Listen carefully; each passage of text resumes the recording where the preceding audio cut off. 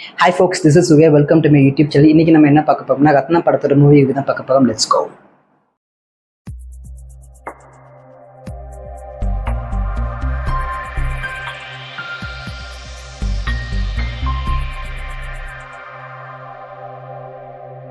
ரத்னம் இந்த படத்தில் வந்து பார்த்தீங்கன்னா விஷால், பிரியா பவானி சங்கர், சமுத்திரகனி, யோகி பாபு இன்னும் பல பேர் நடித்து இந்த படத்தை வந்து ஹரி வந்து டேரக்ட் பண்ணியிருக்காங்க. மியூசிக் வந்து தேவிஸ்ரீ பிரசாத் வந்து போட்டிருக்காங்க. ஃபர்ஸ்ட் வந்து இந்த படத்தோட பாசிட்டிவ் சொல்லிடலாம். பாசிட்டிவ் வந்து பார்த்தீங்கன்னா தேவிஸ்ரீ பிரசாத்தோட பிஜிஎம், யோகி பாபுவோட அங்கங்கே வர காமெடி, சமுத்திரகனியோட ஆக்டிங், இவ்வளோ தான் பாசிட்டிவ். நெகட்டிவ் வந்து பார்த்தீங்கன்னா நிறைய இருக்குது. அதில் ஃபஸ்ட்டு நெகட்டிவ் வந்து பார்த்தீங்கன்னா ஹரியோட டேரக்ஷன். நம்ம ஹரிக்கு என்ன தான் ஆச்சு அப்படின்ற மாதிரி தான் இந்த படம் பார்க்கும்போது, பிகாஸ் அவருடைய பழைய படங்கள் பார்த்தா கூட அது வந்து ரொம்ப அட்வான்ஸ்டாக இருக்கும். இப்போ அந்த படத்தை பார்த்தா கூட நமக்கு வந்து ஃப்ரெஷ்ஷாக தான் இருக்கும், போர் அடிக்காது. ஸோ அவர் என்ன தான் கமர்ஷியல் படம் எடுத்தாலும் அந்த கமர்ஷியலுக்குள்ளே ஒரு சின்ன யதார்த்தம் இருக்கும். அந்த யதார்த்தம் தான் அந்த படத்துடைய வெற்றிக்கு வந்து மிகப்பெரிய காரணமாக இருக்கும். பட் இந்த படத்தில் வந்து பார்த்திங்கன்னா அந்த யதார்த்தம் வந்து ரொம்ப மிஸ் ஆகுது. பிகாஸ் ஃபைட் எல்லாம் வந்து பார்த்திங்கன்னா ரொம்ப க்ளீஷேவாக இருக்குது. படத்தில் நிறைய ஃபைட் சீக்வன்ஸ் இருக்குது, நிறைய சேசிங் சீக்வன்ஸ் இருக்குது. பட் எதுவுமே நமக்குளால் என்ஜாய் பண்ண முடியாத அளவுக்கு இருக்குது.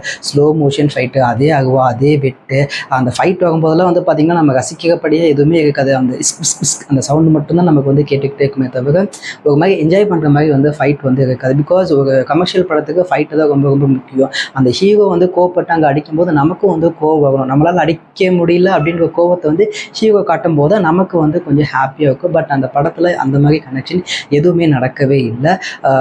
இன்னும் சொல்ல போனால் ஹரியோட எல்லா படங்கள்லையுமே வந்து ஃபஸ்ட்டு ஹீரோ ஷாட்டுக்கு இன்ட்ரோடக்ஷன் அப்போ ஹீரோக்கு வந்து ஒரு ஃபைட் சீக்வன்ஸ் வரும். அந்த ஃபைட் சீக்வன்ஸுக்கும் படத்தோட கதைக்கு எந்த சம்மந்தமே இருக்காது. ஆனாலும் அந்த ஃபைட் வந்து பார்க்க கொஞ்சம் என்ஜாயாக இருக்கும், ஒரு மாஸ் இருக்கும் அந்த ஹீரோக்கு.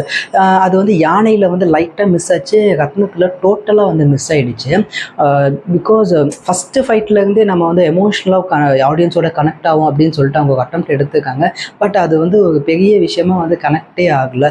ஒரு ஸ்கூல் படிக்கிற பொண்ணை வந்து ரேப் அட்டெம்ப்ட் பண்ணுவாங்க, அவங்க வந்து விஷால் வந்து அடிக்க போவாங்க. இதுதான் வந்து ஃபஸ்ட்டு ஃபைட்டுக்கான ஒரு ரீசனாக இருக்கும். அந்த ஸ்கூல் பொண்ணை பார்த்தீங்கன்னு வச்சுக்கோங்களேன், காலேஜ் படிக்கிற பொண்ணு மாதிரி இருப்பாங்க. அவங்க கொடுத்த யூனிஃபார்ம் வந்து பார்த்திங்கன்னா ரொம்ப குட்டி ஸ்கர்ட்டு, ரொம்ப டைட்டான ஷர்ட் போட்டுருப்பாங்க. அஃப்கோர்ஸ் பொண்ணுக்கு போக ட்ரெஸ்ஸை வச்சு நம்ம வந்து கமெண்ட் பண்ணக்கூடாது, தப்பாக பார்க்கக்கூடாது, அது எனக்கும் தெரியும். பட் இந்த சீன் வந்து பார்த்திங்கன்னா அவங்க என்ன சொல்ல வராங்கன்னா, தான் பொண்ணு வயசில் இருக்க ஒரு பொண்ணை வந்து தப்பாக பார்க்கக்கூடாது, தப்பாக நடந்துக்கூடாது தான் அந்த சீனோட கான்செப்ட்டு.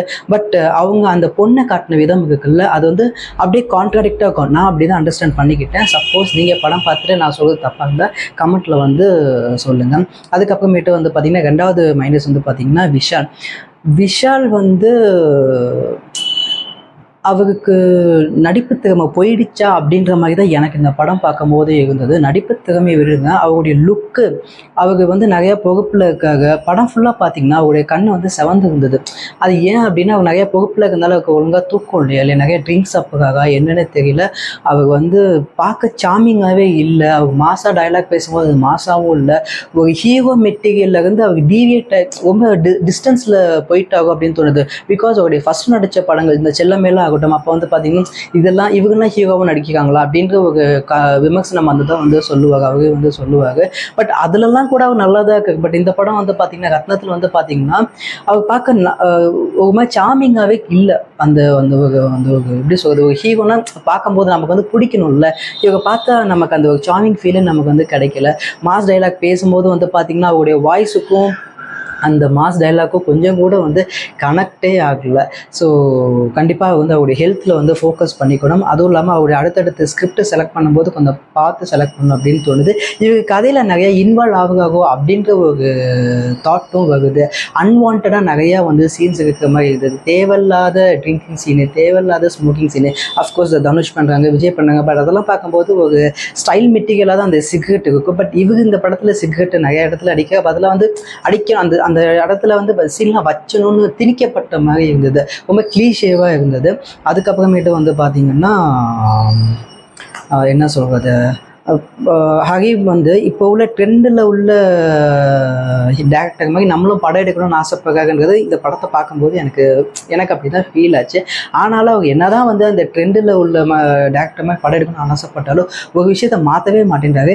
காமெடிக்குன்னு ஒரு தனி ட்ராக்கு வந்து ஹரியோட எல்லா படத்துலையுமே இருக்கும். அதை வந்து நிறைய விமர்சகர்கள் வந்து சொல்லியிருக்காங்க, அவங்க பார்க்குறேன்னு சொல்கிறாங்க, அதை மட்டும் மாற்றிக்கவே மாட்டேன்றாங்க. காமெடி ட்ராக்கு தனியாக படம் வந்து தனியாக போயிட்டு இருக்குது. ஸோ அது வந்து இடையில சொகுகின மாதிரி இருக்குது. அதெல்லாம் வந்து படத்தில் வந்து ஒரு மாதிரி லேகாக தான் இருந்தது.